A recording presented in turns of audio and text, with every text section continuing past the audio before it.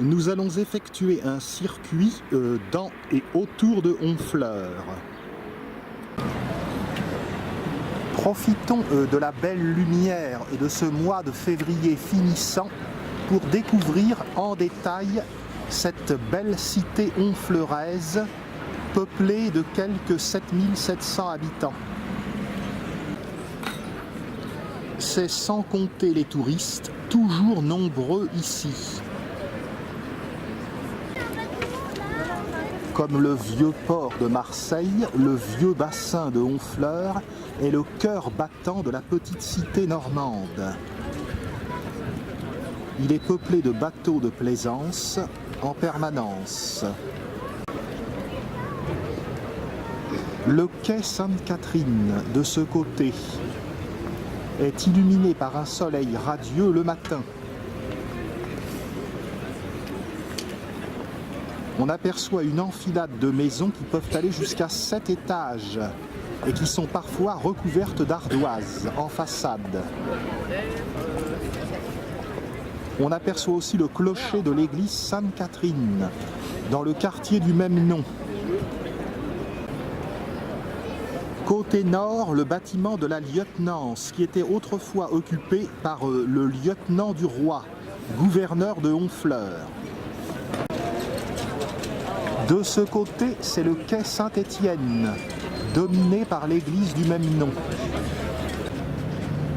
Sur une façade du quai Saint-Étienne, un nom, celui de Frédéric Sauvage, qui en 1832 a testé les bateaux à hélice dans le vieux bassin.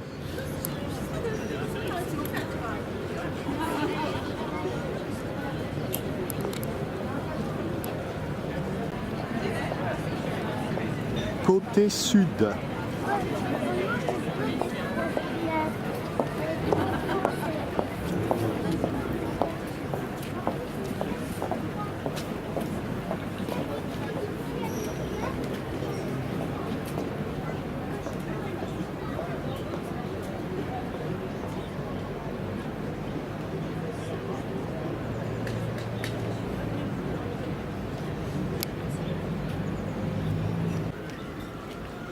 au restaurant Le Vieux Honfleur, la reine d'Angleterre est venue manger.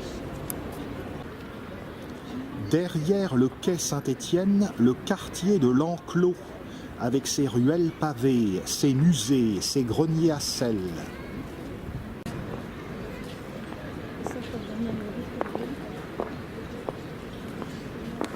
L'église Saint-Étienne abrite les locaux du musée de la marine honfleurais. Admirez son auvent en bois.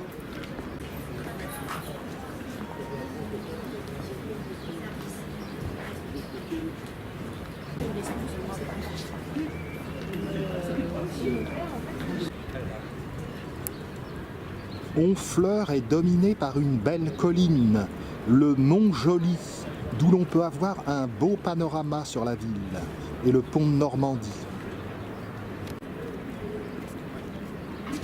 On ne s'en lasserait pas.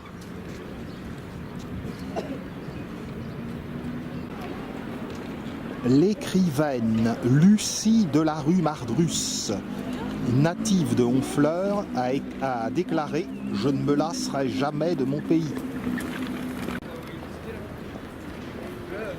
Belle façade de briques. Les éléments décoratifs pullulent. Belle maison dont la façade est ornée d'une colonne à pilastres.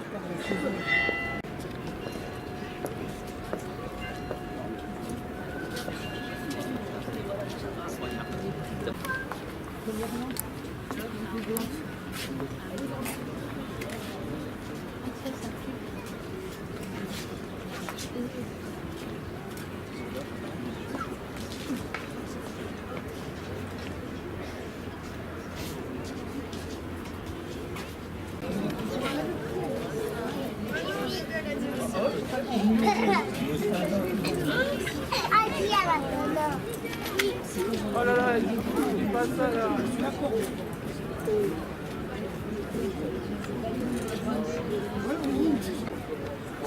Les façades ardoisées.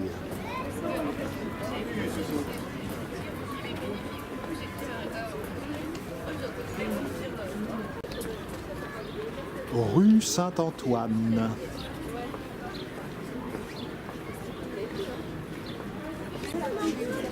Ce brave Saint-Antoine de Padoue serait en fait de Lisbonne.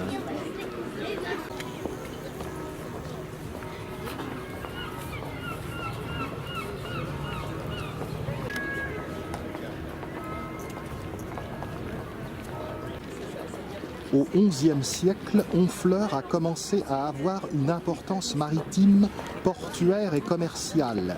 Elle était idéalement située à l'embouchure de la Seine. Le roi Charles V, pendant la guerre de Cent Ans, a fortifié la ville en construisant des remparts. Toutefois, les Anglais ont pu prendre le port en 1419.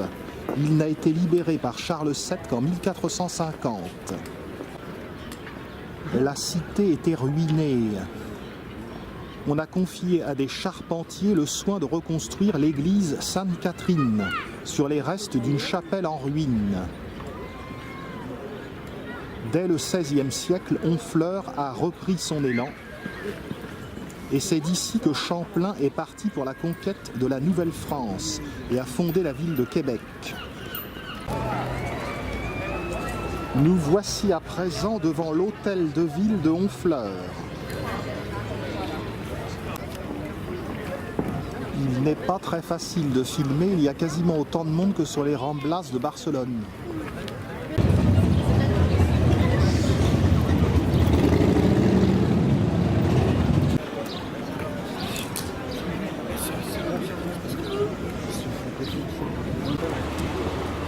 Contournons l'hôtel de ville de ce côté.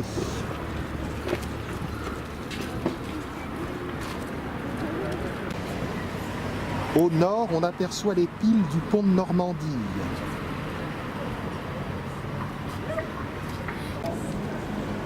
L'arrière de l'hôtel de ville.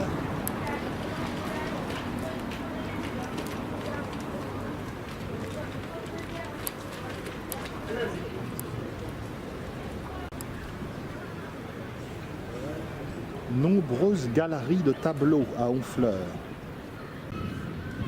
Dans cette rue peu fréquentée, belle vue sur la Lieutenance.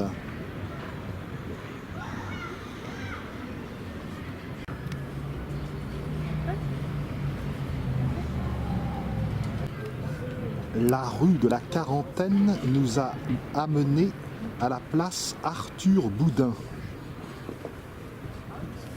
Un peu encombrée de voitures. Cette maison est en train d'être retapée. On retrouve la rue Saint-Antoine, à l'autre extrémité.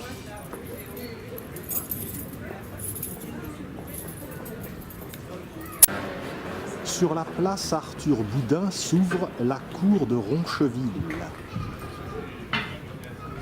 Allons y jeter un petit coup d'œil. On y allait, c'est Christophe.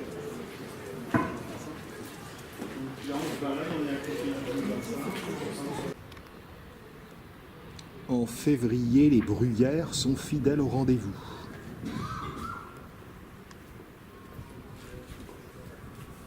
Très bel endroit que cette cour.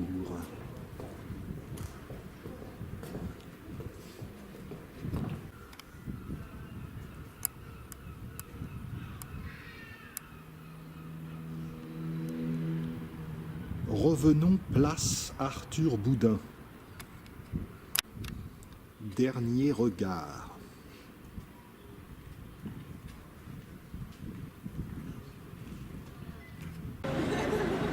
Il est vraiment étrange d'observer une maison désossée comme ça.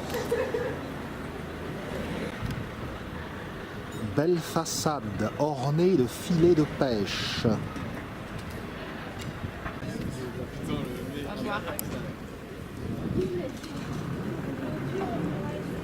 Tu as un abonnement, il l'a fait. Il va le faire. Ah, mais là, je ne peux pas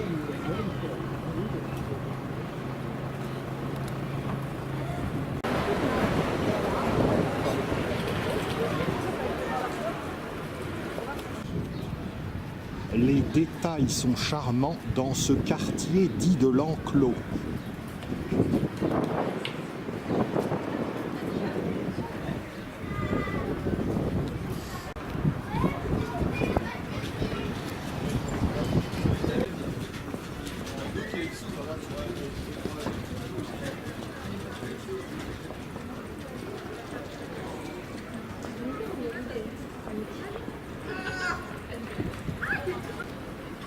Face à nous, la rue de la Ville est toute sinueuse. Un exemple de ces greniers à sel dont Colbert a demandé la construction. On entreposait le sel pour les marins. En effet, le sel permet la conservation des poissons.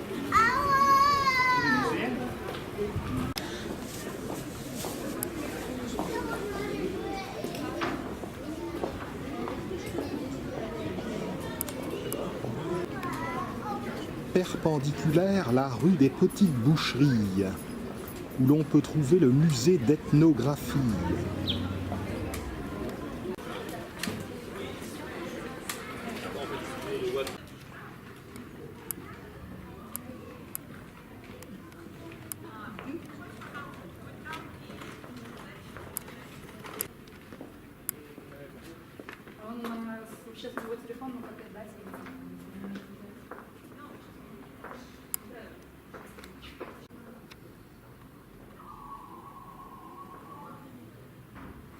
Tout cela est bien charmant. L'autre entrée de la cour de Roncheville. Le chevet de l'église Saint-Étienne.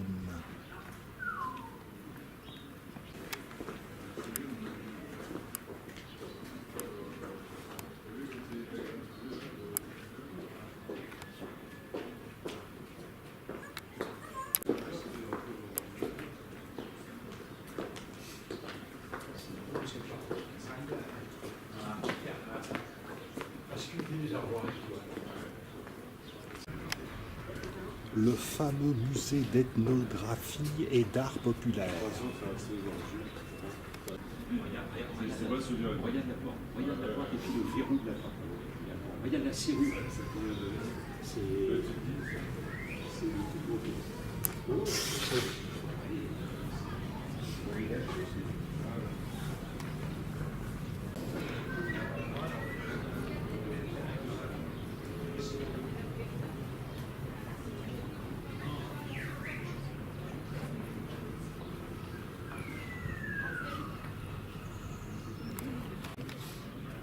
Revenons lentement vers la rue de la Ville.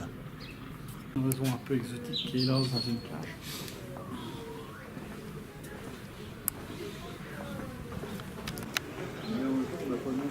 Non. C'est un peu bâtard comme...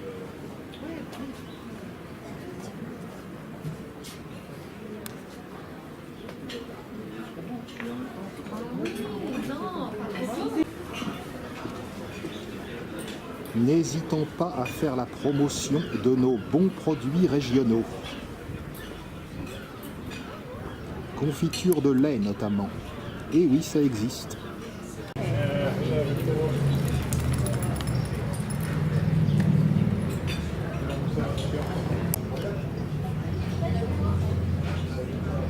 C'est une débauche de charme.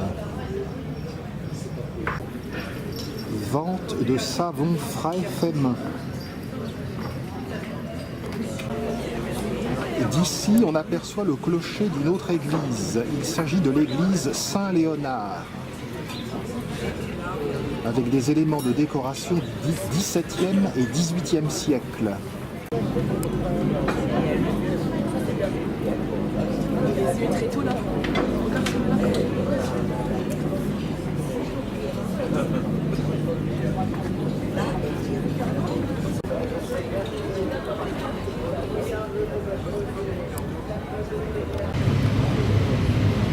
Eh bien, moi, je suis comme Lucie de la rue Mardrus. Je ne peux pas me lasser de ce pays.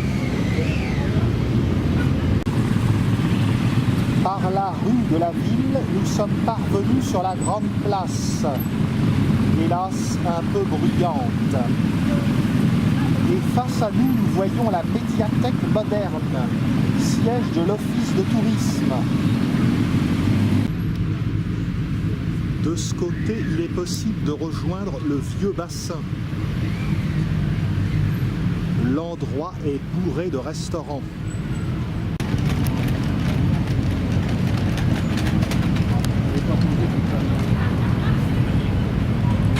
Février en Normandie.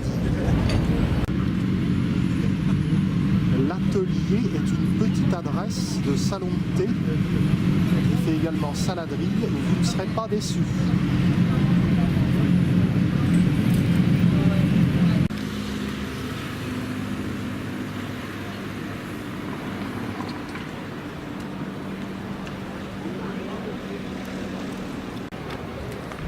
Nous allons voir un petit lavoir ainsi que l'église Saint-Léonard. Les premières fleurs commencent timidement à sortir.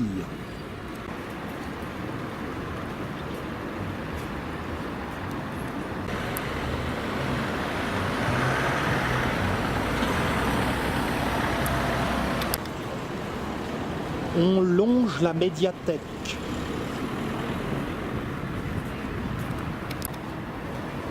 Nous sommes face à la rue de la Ville.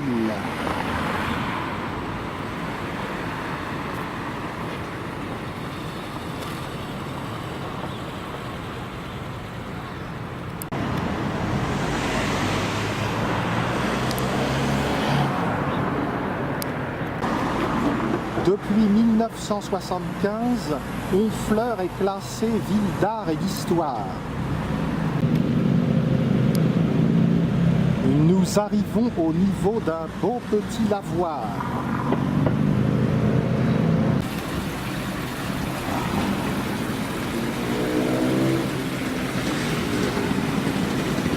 Dans ce superbe lavoir du XVIIe siècle, il est toujours possible de faire sa lessive.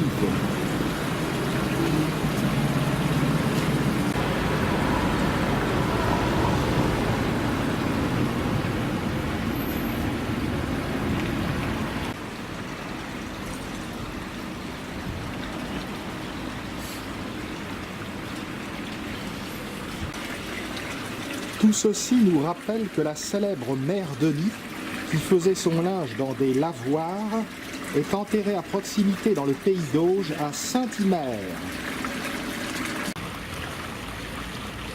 En remontant vers l'église Saint-Léonard, il y a encore un autre lavoir.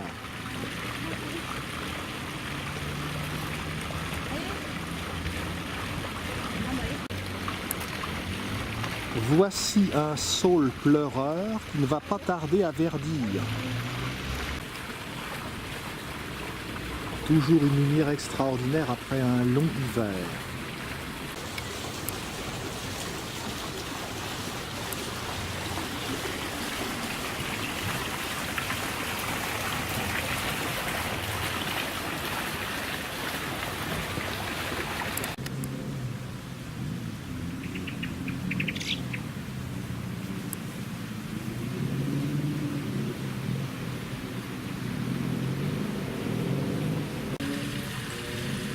Voici le véritable lavoir du XVIIe siècle.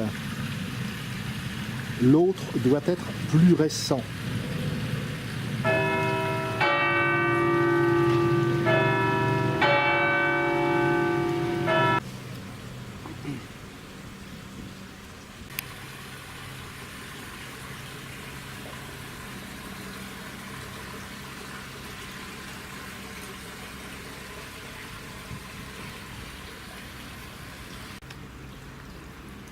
Allons jeter un coup d'œil à l'église Saint-Léonard.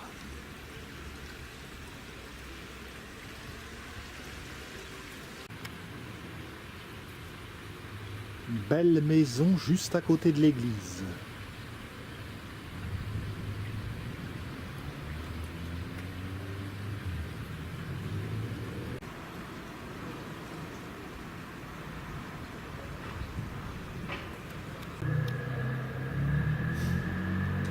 Le portail est de style flamboyant et il est surmonté d'une tour-lanterne coiffée d'un dôme.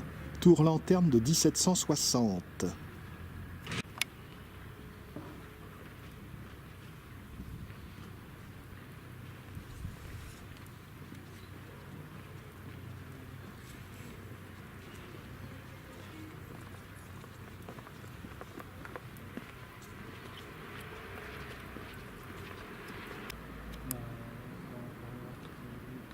Délicatesse de la décoration gothique.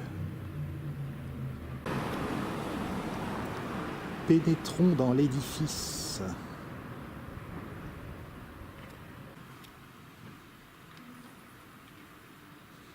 Le narthex est surmonté par une voûte sur croisée d'ogives.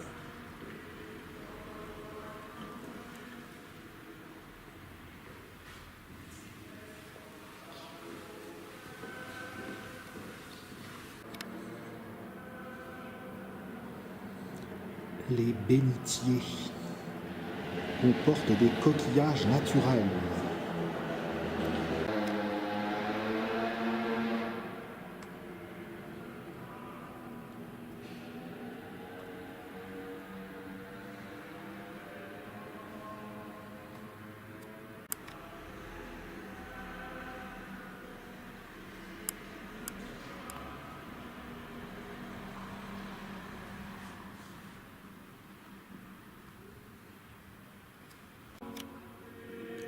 Admirez la voûte de la nef.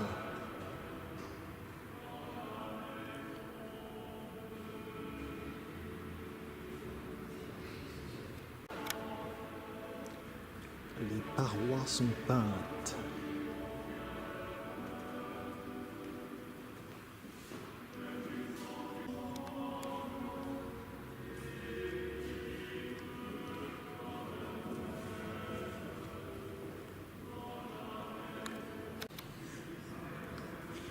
Nous voici parvenus au niveau du chœur. À gauche, statue de Notre-Dame des Victoires.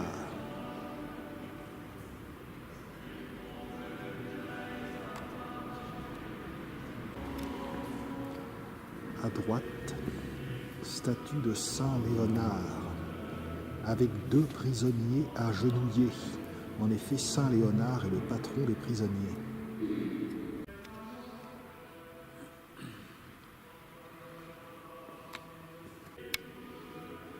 Une vraie collection d'ex-voto.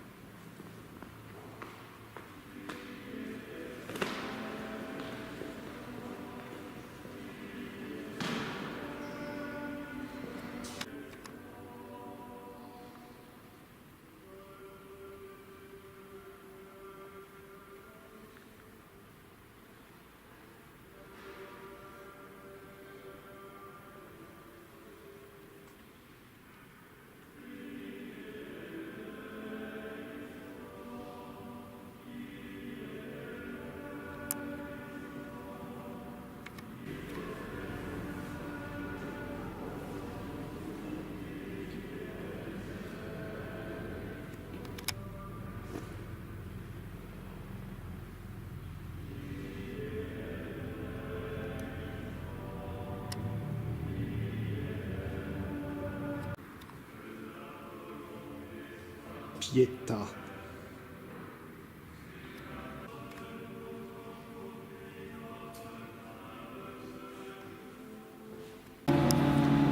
Revenons vers le vieux bassin.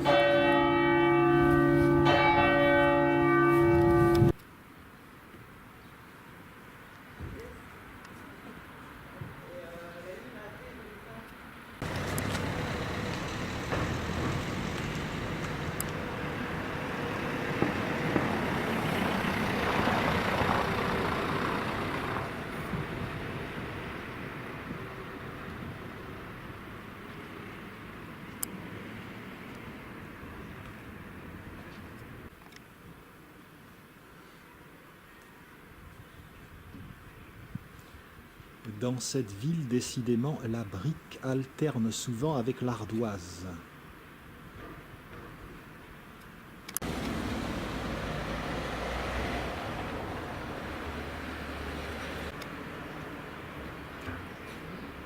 Oh, on va mettre du temps.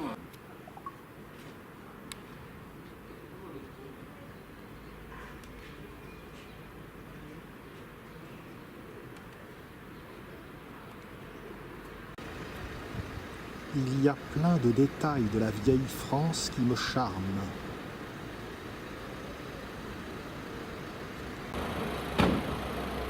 Magnolia. Allons voir une petite cour intérieure. Allons voir une petite curiosité.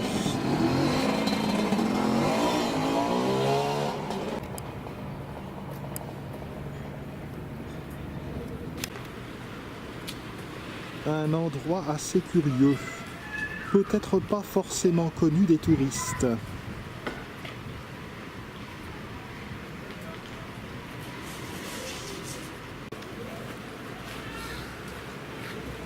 Petit jardin intérieur.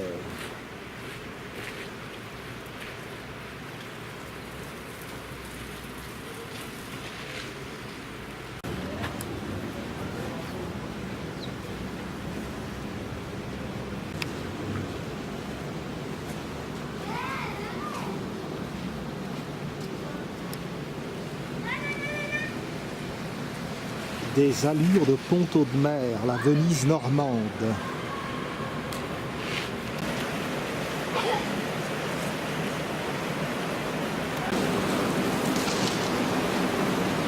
Les camélias fleurissent.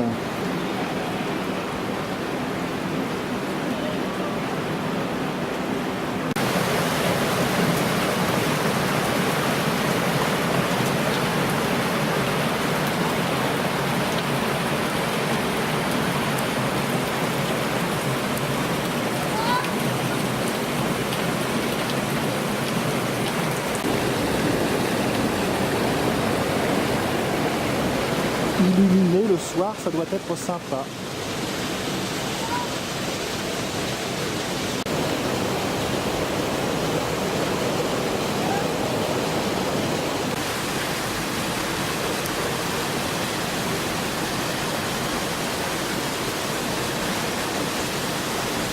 La vieille Normandie.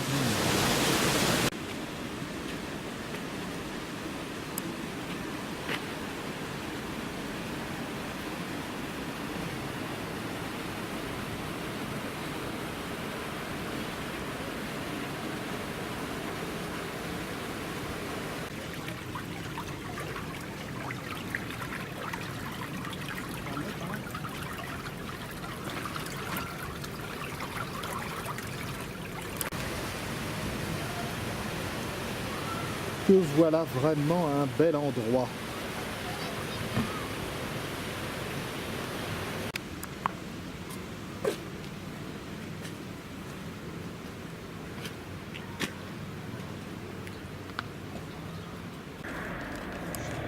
Le gardien nous attendait.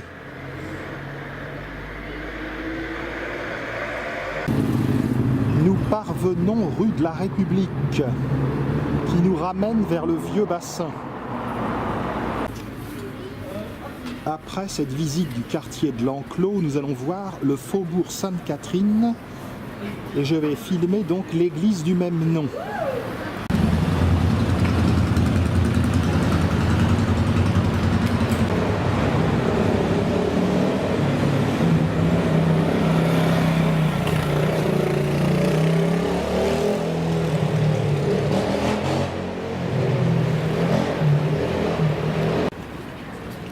Nous croisons la rue de la Chaussée.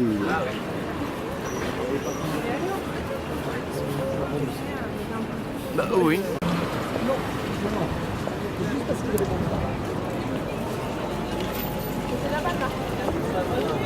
Le quai Saint-Étienne.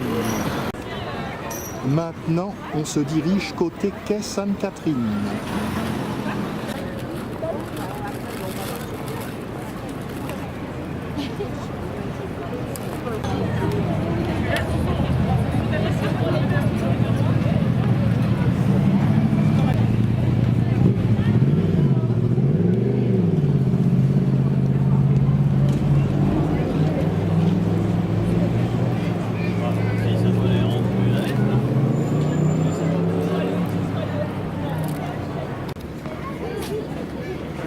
Vue imprenable sur le quai Sainte-Catherine.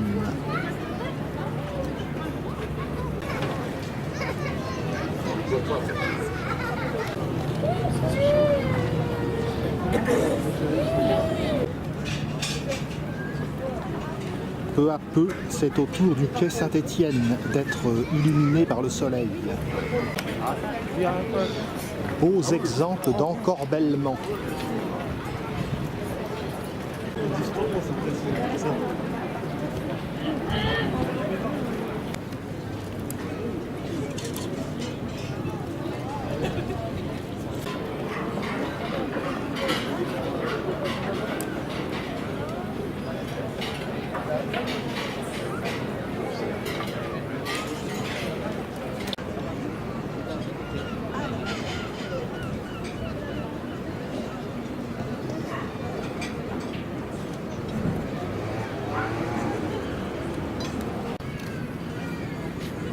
La Sainte-Bernadette est classée bateau du patrimoine.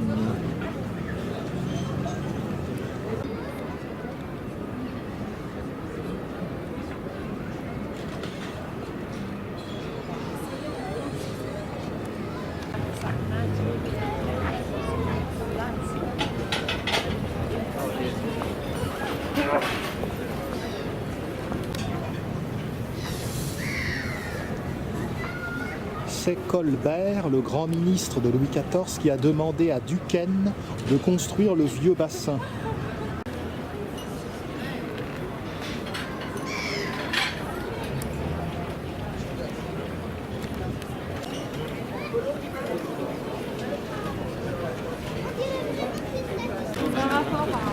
Il n'y a pas beaucoup de ports en France qui aient un tel attrait autour de leur bassin.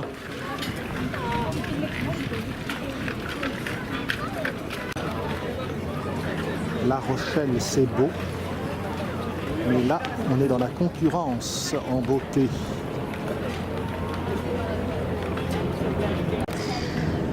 La lieutenance, qui ne se visite pas, abritait donc les locaux du lieutenant du roi.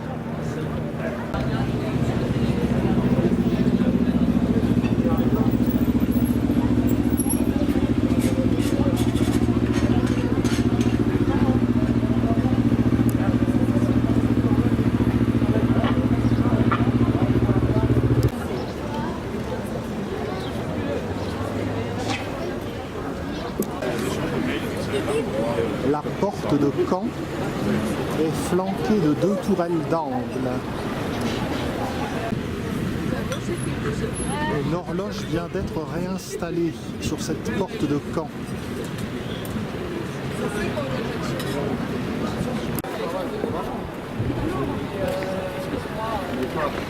Par la rue des Logettes, que voici, nous allons rejoindre l'église Sainte-Catherine.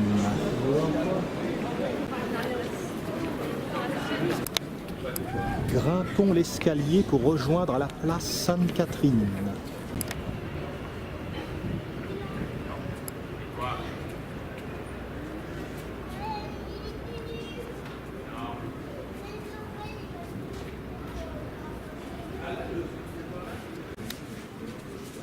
On longe l'église Sainte-Catherine.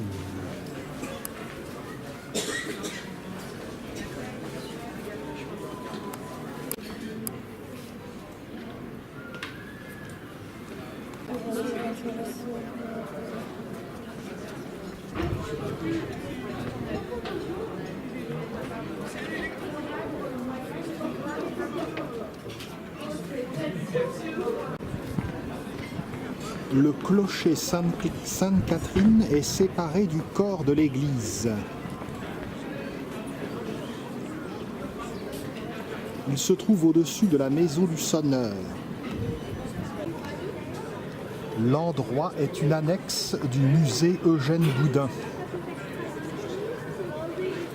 Il y a des objets religieux à l'intérieur.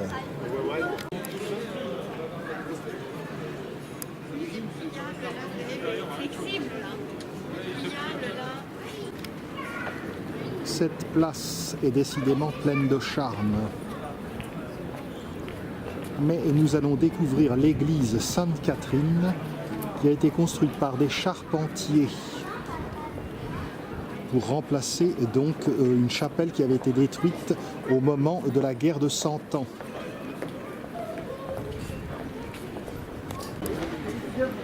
Alain, tiens-moi, Alain. Attends, L'emblème de la Normandie à l'entrée. L'église est presque entièrement en bois.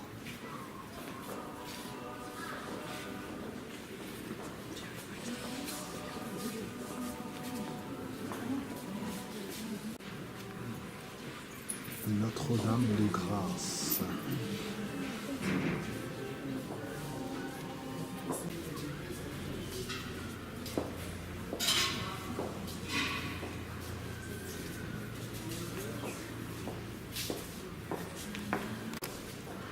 On peut voir qu'il y a 2 nefs jumelles et de part et d'autre des bas-côtés.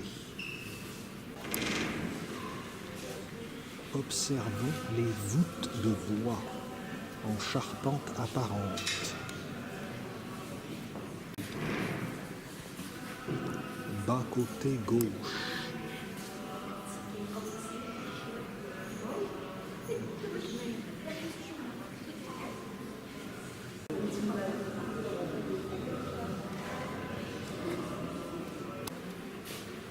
Le bel orgue date du XVIIIe siècle. C'est parce qu'ils étaient impatients de remercier Dieu du départ des Anglais que les maîtres de hache de Honfleur ont entrepris la construction de cette église.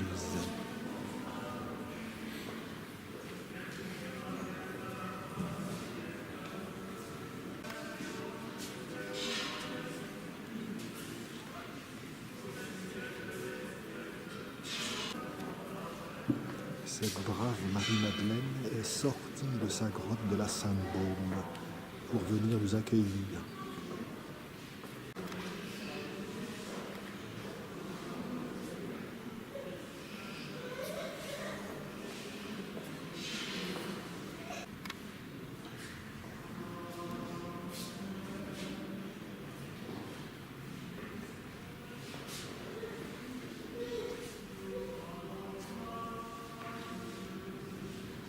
Les marins ont la foi.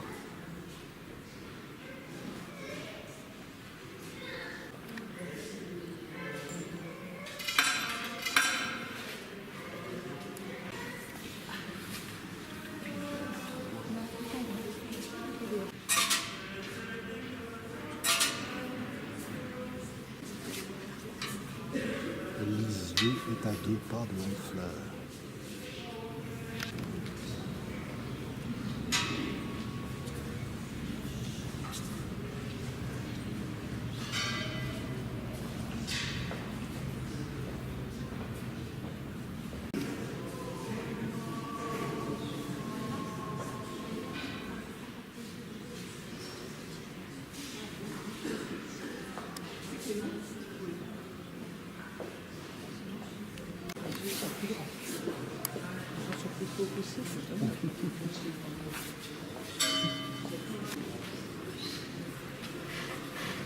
Magnifique décoration sur cette tribune.